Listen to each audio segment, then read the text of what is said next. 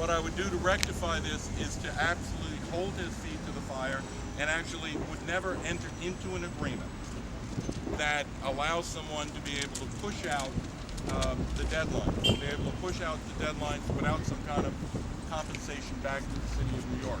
You know, this building has been open now for 2 years. He had the wherewithal to get this project done, but he doesn't have the wherewithal to get the affordable housing done. The only reason why this building is here is because of the hard work done by this community, making sure that they were able to get affordable housing. When I sign something, I will follow through on it, and I will also make sure that every provision that says if you're supposed to have X number of jobs by X date, I will make sure that that contract has a provision in there that says if you don't have it done by that date, you owe us X money or some other kind of remuneration back. Inside of that contract, it talks about that there would be a compliance inspector to make sure. He hasn't hired the compliance inspector. He hasn't created the number of jobs that he promised. You need to hold people's feet to the fire. You can't make a promise with someone and then just let them slide. And what I would do as mayor is to overall make sure that it's a contract that benefits both sides. If someone achieves the goals, they'll get the benefits. If they don't achieve the goals, they owe us. Well, because, look, the contract there, which doesn't have a clawback provision, makes it very, very difficult. You need to make a spectacle out of the developer. You need to talk about all of the elected officials and community officials who signed on to this agreement seem to be extraordinarily silent, extraordinarily quiet at a period of time. You, community leader, you don't zip your lip when people don't do what they were promised to do. Can we answer that poll?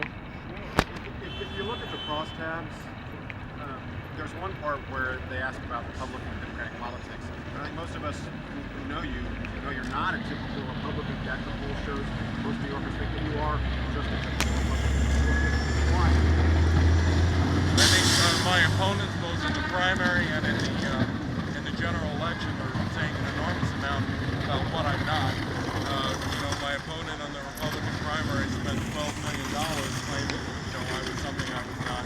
Joe Blasio in the debate last week and in the week before spent an enormous amount of time not answering the questions, but just saying things about me that you obviously just said, were not true. Hey, you know what? He's got enough money to get out misinformation. It's amazing. But go forward and say all that. The people who know me know how false it is. And he's got to live with it.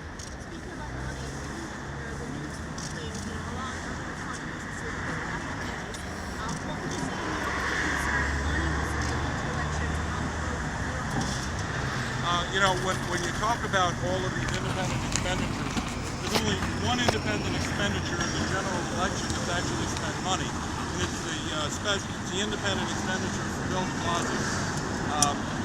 All this talk about, all of these independent expenditures that are supposedly there to help me, they haven't spent a dime, they haven't put on any ads, and when is somebody going to hold Bill de Blasio's feet to the fire for how duplicitous he is, where he's railing against all of this outside money, and only pennies of outside money that are being used, actually $1 million worth is being used to support him and to blast me. The Supreme Court has ruled that independent expenditures are free speech. They say it represents political free speech.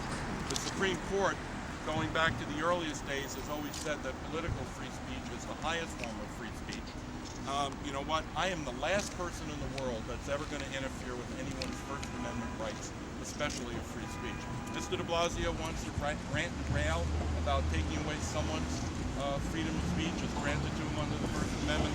Go ask him why he wants to do that, and then go ask him why he's being so hypocritical when all of the independent expenditure money to date in this general election has come from supporters of his.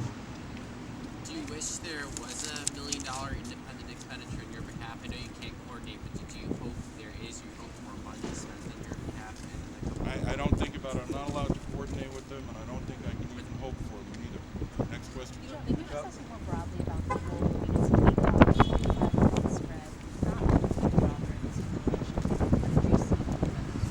Well, I didn't. I just read the headline. I haven't read the cross stats yet, so you have me at a disadvantage. But I actually looked at the box in the paper that gave some of the highlights. Look, these polls have been consistent, and I think they're not the same thing that I'm getting no matter where I go throughout the city. Democrats come up to me all the time and talk about how much they're going to, how much they don't want to vote for him, they're going to vote for me. I know that's not scientific data, that's more anecdotal data, but you will see more and more of that as the weeks go on.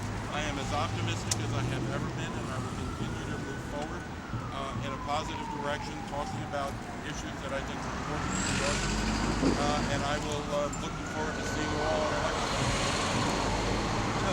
This morning we spoke with Mayor Dinkins, who called you a hypocrite for criticizing his administration with them phrasing like the safe city, safe streets, and also said during his administration there were no scandals or, and basically the Giuliani administration, people went to prison. So is there any response to that? It's unfortunate David Dinkins has a complete and total lapse of memory. If I'm not mistaken, the Parking Violations Bureau scandal that happened during his administration ended up with people going to jail. The fact is, when Safe Street, Safe City was first brought up by Peter Vallone, David Dinkins wasn't in favor of it. He came around, finally came around, and went along with it. But it was during David Dinkins' administration, including his last year in office, where there were more than 2,000 murders per year.